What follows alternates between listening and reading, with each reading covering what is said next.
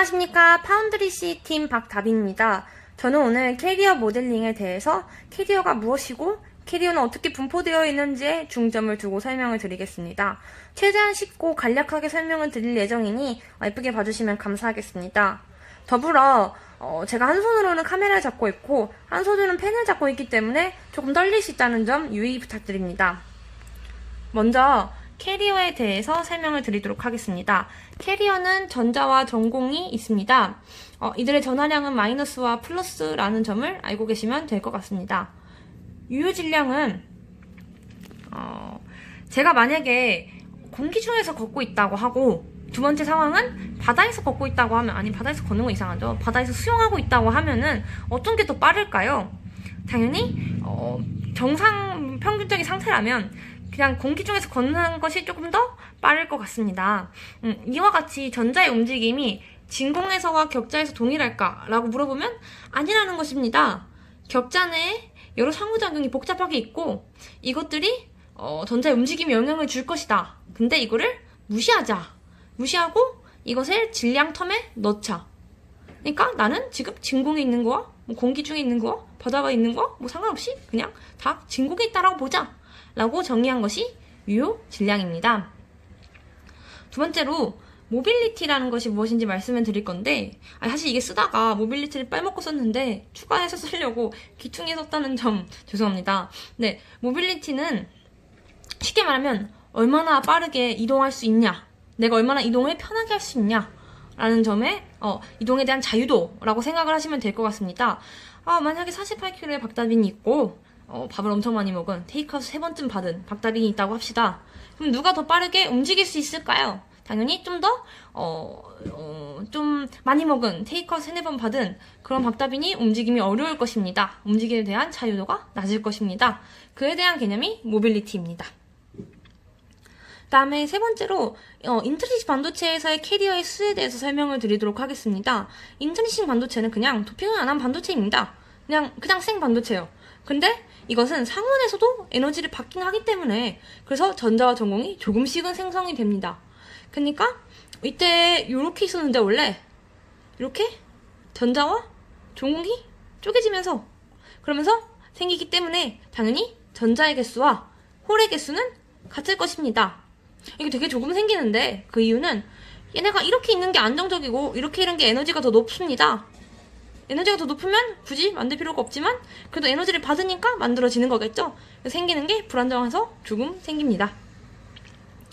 네 번째로 도핑을 통해 캐리어의 수를 조정하는 방법입니다. 다 아실 거라 생각은 들지만 그래도 한 번 더 말씀을 드리면 5족 도핑하면은 N형 반도체, 3족을 도핑하면 P형 반도체입니다.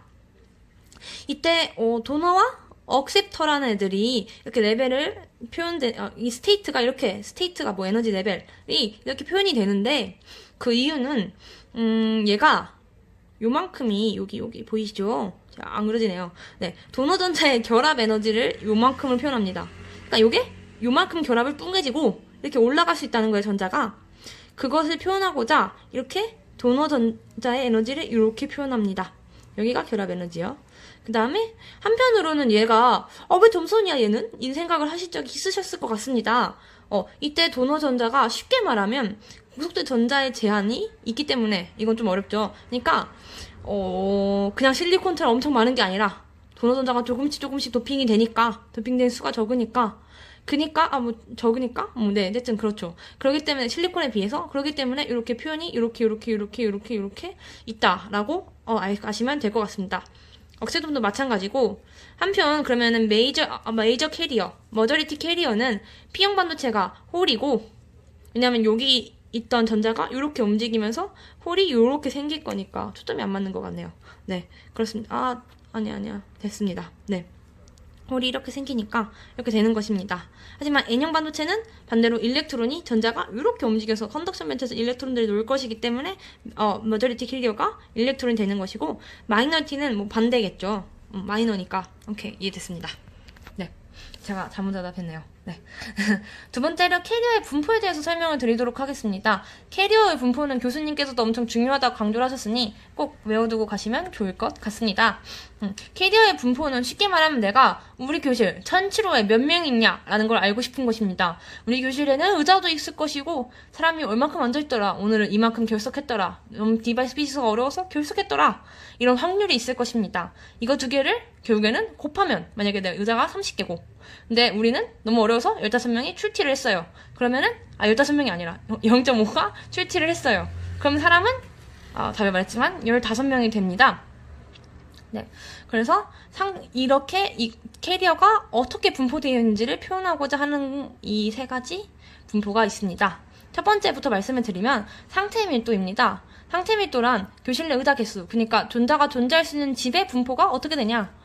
그래서 스테이트는 전자가 존재하는 집, 의자, 이게 얼마나 높이, 의자가 뾰족해요. 앉기 싫게 생겼어. 근데 의자가 뭐 엄청 편해. 뭐죠? 아무튼 뭐 빈백이에요. 그러면 여기 있겠죠. 낮은 의자. 더 낮을 수도 있고 막 엄청 낮은 이렇게 에너지가 얼마나 높고 낮은지도 표현을 할 수 있습니다. 네, 그래서 컨덕션 밴드와 밸런스 밴드의 스테이트가 이렇게 표현이 되는데 왜 이렇게 되냐라는 것은 사실 3차원적인 양자역학적인 구조를 파악해야 합니다. 그것은 스킵하도록 하겠습니다. 그 다음에 그래서 이렇게 된다는 것을 알고 계시면 될 것 같습니다. 두 번째로 페르미 함수에 대해서 말씀드리겠습니다. 이거는 사람이 얼마나 앉아있냐, 전자가 얼마나 존재하냐는 되는 얘기인데 첫 번째 0켈빈에서와 두 번째 0켈빈보다 고온일 때로 정의를 해보았답니다. 저도 잘 모르겠지만 이 0켈빈일 때는 격자가 진동을 아예 하지 않는 상태, 얼어있고 정지된 상태이기 때문에 조금 다른 특성을 갖고 있어서인 것 같습니다. 네, 첫 번째 0켈빈일 때는 페르미 에너지 레벨, 페르미 에너지 준위는 0켈빈에서 가장 바깥쪽, 가장 멀리, 그러니까 가장 에너지를 내가 멀리 걸어가려면 힘들잖아요. 걔가 에너지를 많이 썼겠죠. 많이 갖고 있겠죠. 그렇죠. 그래서 높은 에너지를 갖는 가장 바깥쪽에 있는 전자가 존재하는 에너지 준위를 페르미 에너지 준위라고 합니다. 0켈빈 이상일 때는 페르미 에너지 준위는 준위의 전자가 채워질 확률이 2분의 1일 때의 에너지 준위를 말합니다. 그래프는 이렇게 그려집니다. 네. 세 번째로 이들을 곱한 거. 그래서 결국에 내가 알고 싶은 사람은 몇 명이냐에 대한 얘기를 말씀을 드리도록 하겠습니다. 그것을 캐리어 평형 분포라고 하는데 이렇게 N타입, 인트린식, P타입으로 나눠서 설명을 드릴 건데 제가 사실 이 그림을 그리느라 거의 5번을 넘는 필기를 썼어요. 심지어 저한테 화이트가 없어서. 그래서 제가 너무 고통스러워서 근데 그럼에도 불구하고 그림이 마음에 들지 않기 때문에 제 책으로 대체를 하도록 하겠습니다. 짠! 대체를 했습니다. 네. 그러면 이제 N형 반도체, 인트린식, P형 반도체의 분포에 대해서 말씀을 드리겠습니다. 우선 상태 밀도는 이렇게 표현된다는 것을 임의로 말씀을 드렸고 페르미 에너지 레벨, 에너지 디락 분포는 전자의 디락 분포는 이렇게 반대로 전공은 이렇게 그 다음에 여기 그러면 이거 두 개를 곱한 거 의자의 개수와 사람이 얼마나 존재할 수 있냐의 확률을 곱한 거 여기 요거랑 요거를 곱하면 요게 되고 요거랑 요거를 곱하면 이게 되죠. 이 결과가 여기 보면은 분포가 컨덕션 밴드에서의 메이저리티 캐리어는 일렉트로닉물 증명이 됩니다. 네. 그러니까 전자가 컨덕션 밴드에서 전자가 존재할 확률이 밸런스 밴드에서 전공이 존재할 확률과 같다는 말씀을 드리고 싶은 것입니다. 이와 같이 인트린식은 이렇게 전자, 전공, 이거와 요거와 요거를 곱하면 요렇게 나오는데 이 값이 같겠죠. 왜냐면은 저희는 전자와 전공이 존재할 개수가 똑같기 때문입니다. P형은 N형 반도체와 정확히 반대입니다. 제가 여러분의 필기를 했다는 증거, 여러분의 촬영을 했다는 증거가 드러나고 있는 상황입니다. 네. 그럼 저는 여기서 마무리를 짓도록 하겠습니다. 혹시 제가 말씀드린 것 중에 이해가 안 되는 부분이 있다면 1007호 분들에 한해서 무제한으로 설명을 해드릴 수 있습니다. 혹시 틀린 게 있다면 피드백 부탁드립니다. 감사합니다. 1007호 파이팅!